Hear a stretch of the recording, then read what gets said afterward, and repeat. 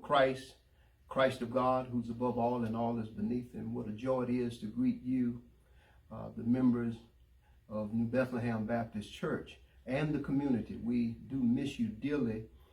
Circumstances won't allow us to come together, but yet we have a way of reaching each other and interacting and talking with each other. Thanks be to God. I wanted to express my heart and how I miss you dearly and how I wish things were better, but things are what they are and situations are what they are, and we do the best we can to do what God has called us to do. I wanted to share a quick word with you today to encourage your hearts as people of God.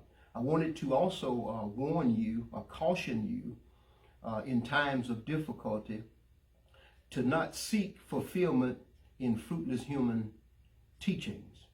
The rich resources of God's all-sufficient grace is enough. Let me say that again. The rich resources of God's all-sufficient grace is enough. I'm reminded of Paul in 2 Corinthians 12. He was caught up into the third heaven, and he had received revelations too powerful to utter. And except he exalt himself above measure, God allowed Satan to inflict him with a thorn in his flesh.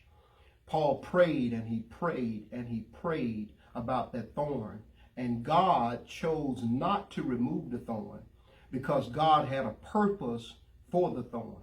The thorn was to cause Paul to rely on him and to seek him in prayer.